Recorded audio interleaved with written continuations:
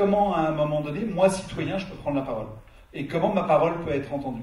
C'est pour ça que quand on a dit on organise le grand débat, moi le mot débat c'est dangereux parce que débattre, il n'y a pas trop de débat. Converser, c'est pas tout à fait la même chose. Converser, ça veut dire faire avec, c'est construire ensemble. Ce qui fait qu'il y ait un discours un peu disparate, c'est parce qu'on évoque chacun une solution par rapport à son problème. Et comme tous les problèmes sont différents, enfin, on peut les classer, mais sont différents, on est en train de faire croire que c'est bazar. Alors que, en fait, il faut le construire. On voit bien à quel point c'est tous compliqué de se mobiliser, de rentrer dans une logique de débat, de rentrer dans une logique de je lève le doigt, je veux m'engager, etc. C'est une belle société où on a la liberté d'aller voter ou pas aller voter. Moi, je sais que j'ai pas tant de disponibilité que ça, et peut-être par choix d'investissement, ça c'est des choix personnels. Moi, j'apprécie de m'en remettre dans des choix politiques par des partis. Je crois que c'est important. Des gens qui ont fait le choix de s'investir, d'y consacrer du temps. Effectivement, je pense qu'il y a un dysfonctionnement entre ce qui se passe au niveau local. Il y a une scission entre ce qui se passe effectivement au niveau des ronds-points, ce que je dirais qui a taille humaine, et au niveau national. C'est plutôt parce que c'est donner sens aux choses.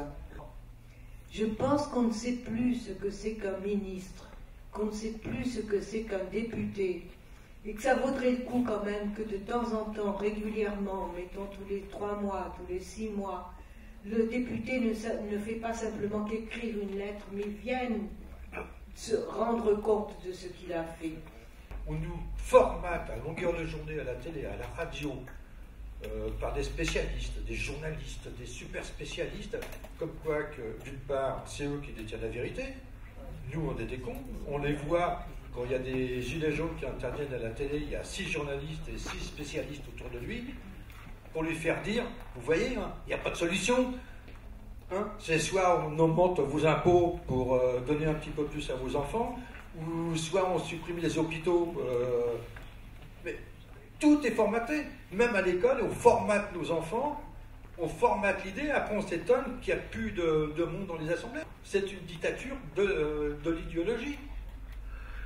Parce que si on veut que les citoyens viennent discuter, il faudrait développer une contre-vérité, un contre-débat. Je pense que ce qu'il faut, c'est retrouver, et dans le débat, dans la participation, dans l'échange, dans la citoyenneté, je pense que le principe de confiance, c'est ce qui, à mon avis, est le premier des leviers qu'il faut mettre en place et qu'il faut retrouver pour arriver à avancer de façon un peu différente. Il y a un souci d'éducation populaire, un souci d'éducation civique, et c'est un travail à faire auprès de la population et pas forcément auprès des institutions. Le RIC, c'est un référendum d'initiative citoyenne, c'est-à-dire que tout le monde peut voter sur des propositions qui émanent d'en bas, qui viennent des citoyens, et non pas seulement 600 députés selon les injonctions du président. Donc ça vient d'en bas, ça peut être des initiatives qui seront très bonnes ou très mauvaises, enfin voilà, après on votera pour savoir ce qui passe. Effectivement, il y a deux façons de voir la chose. Soit toutes les personnes qui vont voter en intérêt, style financier, à voter ce truc-là, et donc du coup, ils tirent la couverture vers eux. Soit dans l'autre côté, c'est le côté bisounours, c'est le bon côté, c'est les gens qui vont voter sont des personnes qui connaissent le sujet, qui vont prendre une bonne décision, en tout cas une décision éclairée. On n'arrive pas à mobiliser les gens, enfin on n'arrête pas de le dire, personne participe.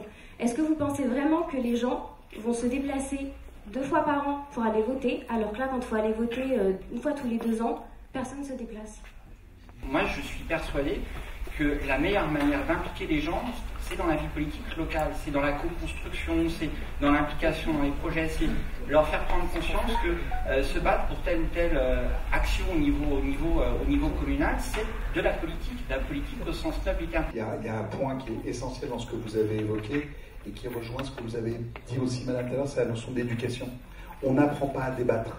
Tout le monde peut voter. Après, on ne le fait pas, parce que le système ne nous plaît pas.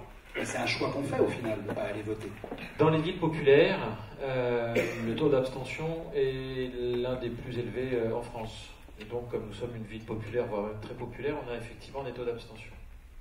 Plusieurs phénomènes. D'abord, quand vous avez 35% de la population qui a de moins de 18 ans, ça va vite. ils ne votent pas. Deuxièmement, les listes électorales, et des études l'ont démontré récemment, les listes électorales, notamment dans les quartiers populaires, sont uniquement un petit reflet de la réalité des habitants. Une liste électorale, il faut faire une démarche, s'inscrire, où on est inscrit des fois d'office, mais on ne le sait même pas. Et surtout, la tenue sur les gens qui partent et qui viennent. Souvent, quand on déménage, voilà. Et quand on est dans une ville où il y a beaucoup de turnover comme la nôtre, c'est-à-dire qu'on vient, on ne reste pas majoritairement très longtemps et on part rapidement, en clair, les gens, même s'ils ont le droit de vote sur le papier, ils ne le font pas. Et donc, on se retrouve... La liste électorale est une liste, en fait, qui est très mal tenue en France. Et puis, se développe quand même de plus en plus un phénomène qui est... il y a des personnes qui considèrent que, puisque la parole, à travers le bulletin, n'est plus tenue, ça ne sert plus à rien, et on entend des fois, il y a un mot, on fait la grève du vote. On s'abstient volontairement. On considère que ce système ne garantit plus le respect de la parole, même de la majorité quand elle s'exprime. Les élus, on aurait élu quelqu'un et il ne ferait pas ce qu'on lui a demandé, on est capable de le destituer parce qu'en fait, il travaille pour nous. Étonnamment, c'est pas très bien compris. Il y a 70% des 18-25 ans qui votaient pas à des élections nationalement, ça c'est un chiffre national. Qui était inscrits, non votants, abstentionnistes, 18-25. Après, effectivement, il y a ceux qui n'ont pas le droit de vote. C'est une question dont on disait tout à l'heure. Est-ce qu'on peut avoir le droit de vote lorsqu'on paye des impôts et qu'on est là depuis un certain temps, etc., qui est un des débats. Effectivement, tout ça cumulé fait que, plus un peu de résignation, un peu de dégoût et un peu de machin, on a un taux de participation qui est faible.